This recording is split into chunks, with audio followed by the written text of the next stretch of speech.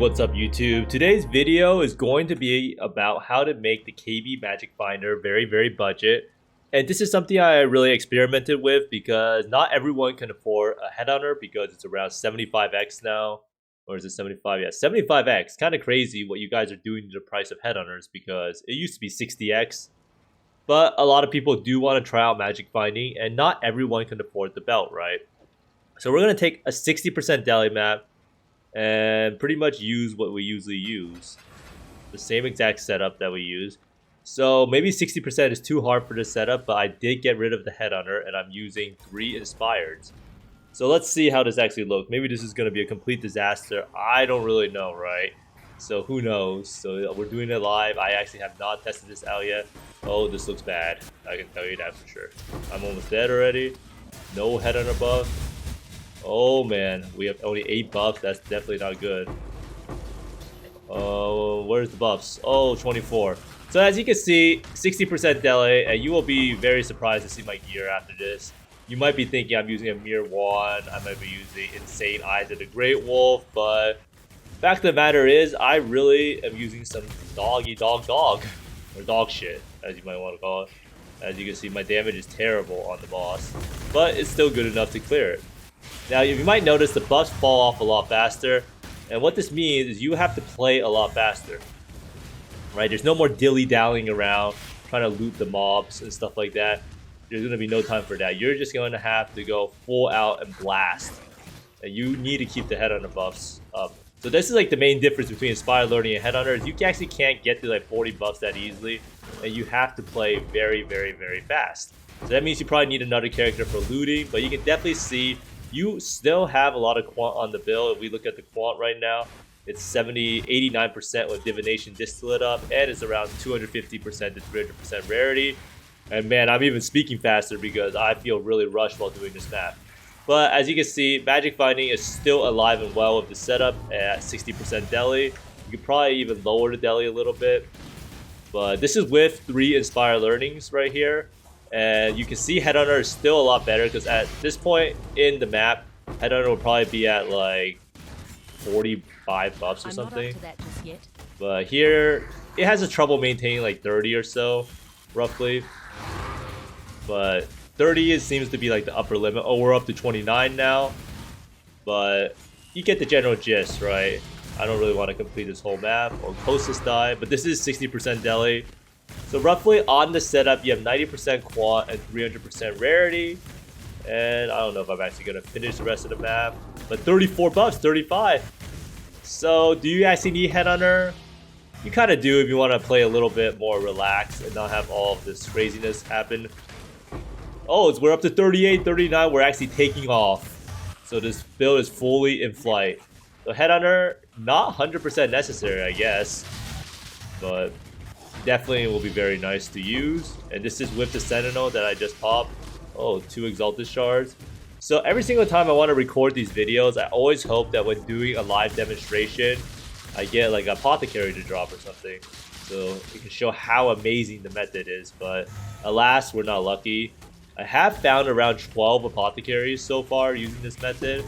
So it's not bad at all. But anyhow, I think that will be the end of the demonstration as I'm going to TP out and show you what changes I actually made to this build. So this video is pretty much about trying out Magic Find KB with no Headhunter and seeing how it actually works with super budget gear. Now, it's not the cheapest build in the world. Still, it's not like a 1 Exalt build you play DD or something, but it's extremely cheap. So let's see what we actually changed. We'll go through each piece of gear and what changes I actually made to it. So we're still using a Moon Sorrow. Using a Moon Sorrow is honestly pretty troll considering you can get a 300 PDPS weapon for a lot better. So you can get a 300 PDPS. Or maybe you can't, who knows, but let's go check it out real fast. How much is a 300 PDPS wand? So let's just make it Imbued wand because Imbued is the best base.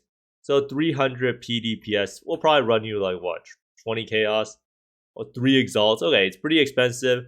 These are a little bit higher, but you can get a better wand. The Moon Sorrow, very affordable because this is just terrible. This is 240 PDPS.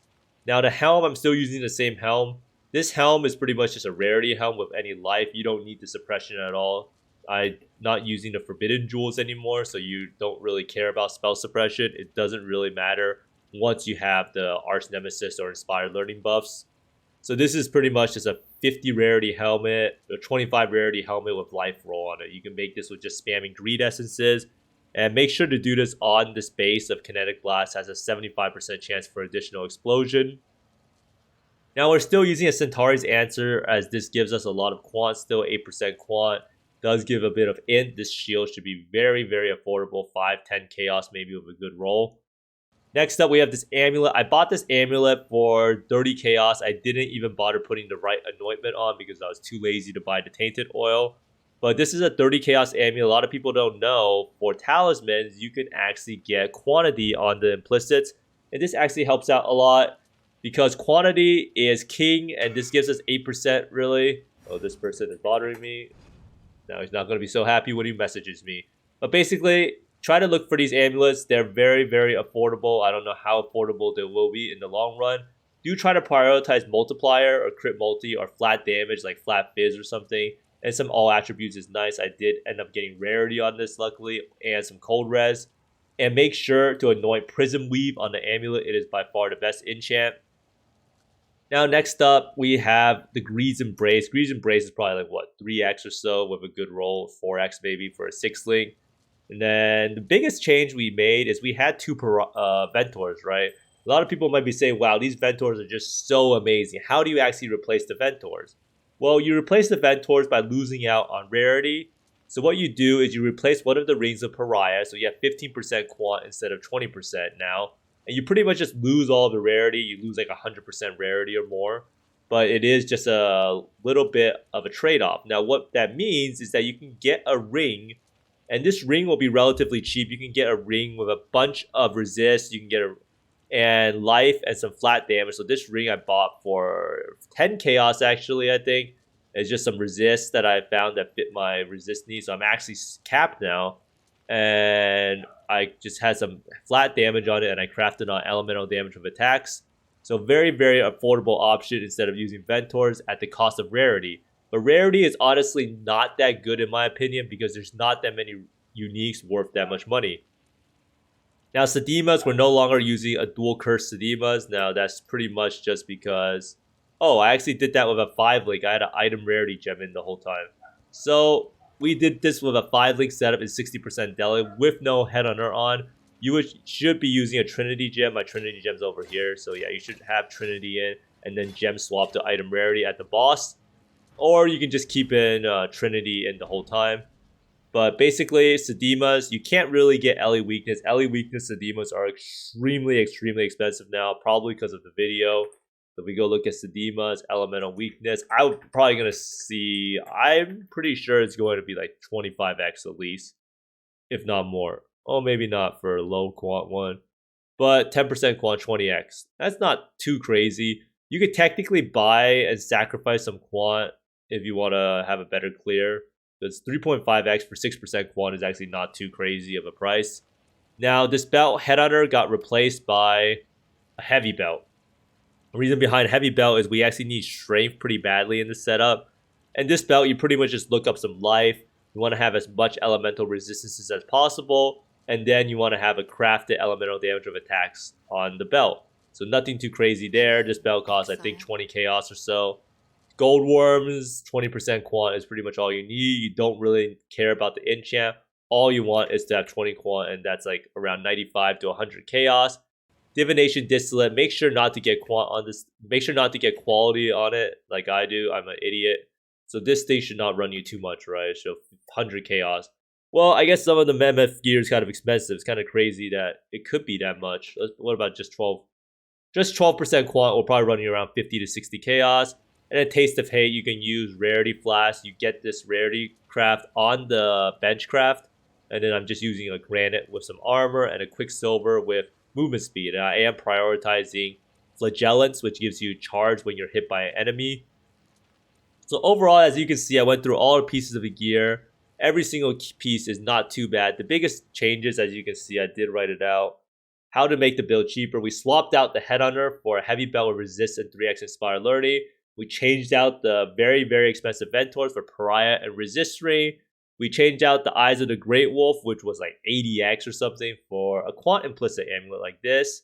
And you got some resist and crit multi and even rarity as a bonus. We got rid of the LE weakness Sedemas and used a regular Sedema. And another thing we did was we replaced the cluster jewels with points on a tree. So we had these expensive cluster jewels in the beginning of this one right here. And this is Feed the Fury, Fuel to Fight, and Martial Prowess. So we actually ended up replacing this with just using no cluster jewels and just spending all those points on the Inspire Learnings. Now, you might notice that we don't have the Watcher's Eye anymore.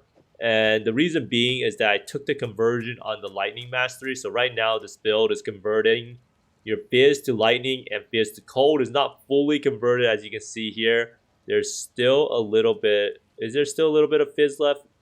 I guess it is fully converted somehow. Must be missing something.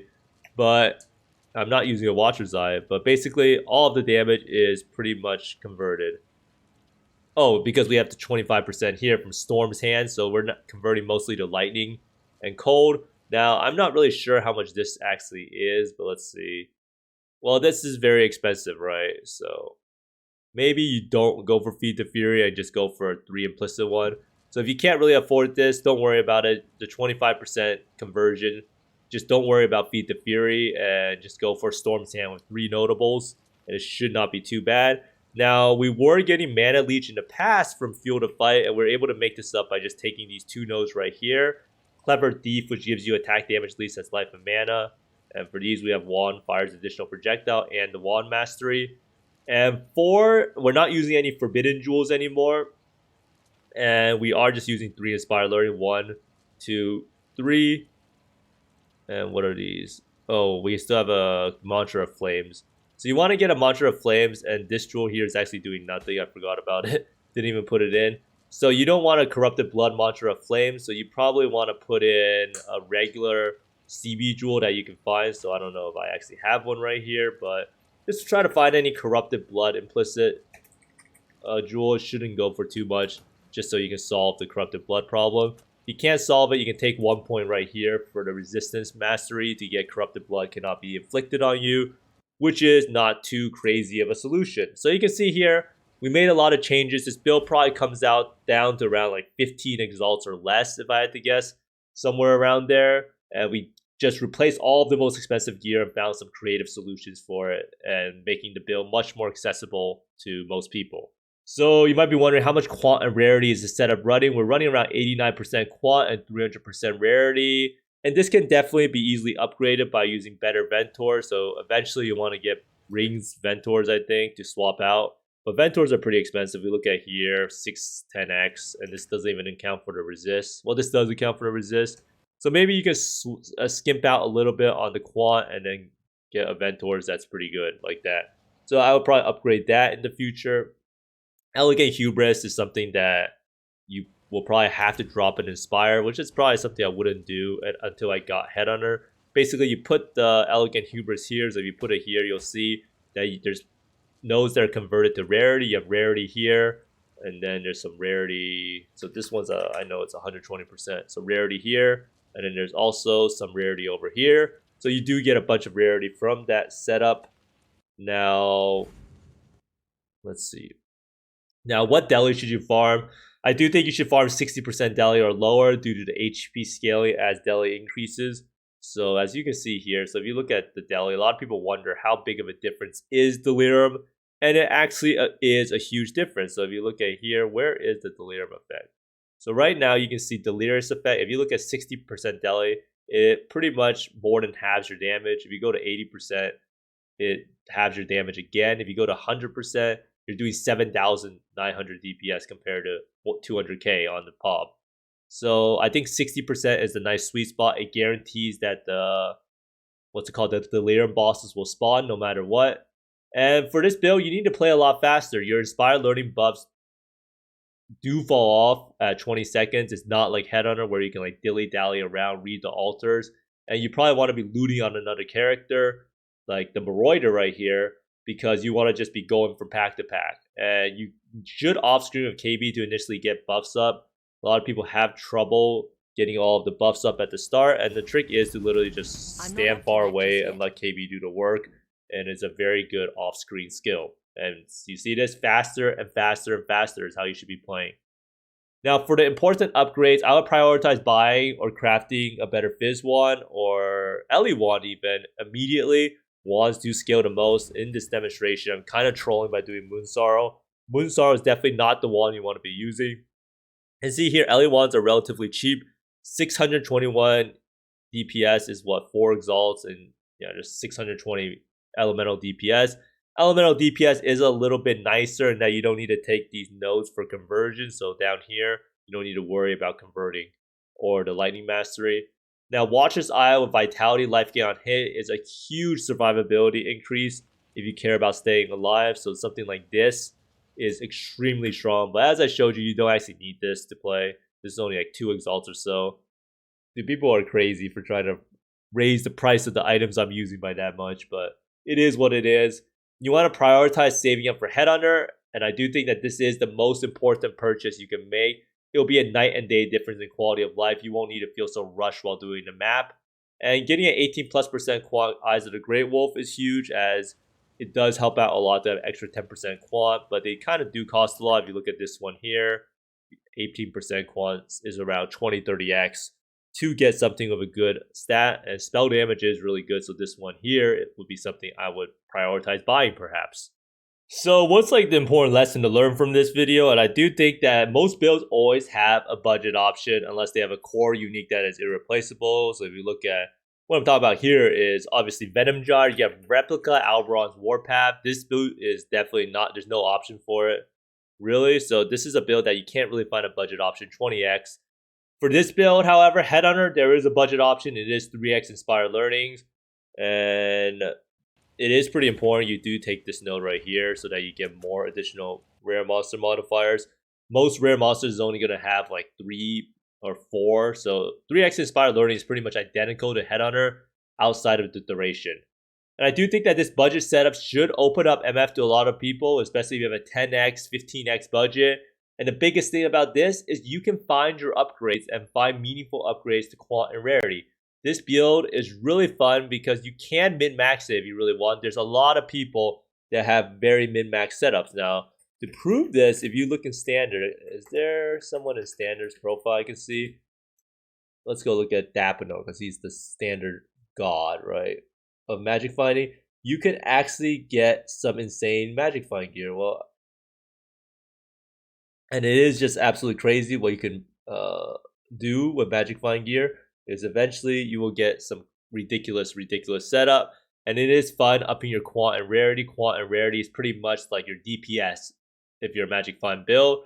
And what allows us to work with just 3 Inspired Learning is how Kinetic Blast scales with a lot of monsters, and how it scales with Arch Nemesis modifiers.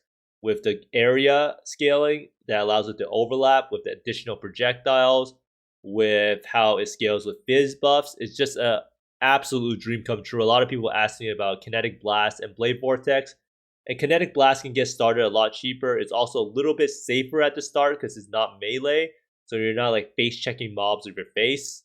And indoor maps like Crimson Temple is a dream. The terrain difference with the walls and the staircases makes it so that Kinetic Blast can shotgun even on a single target.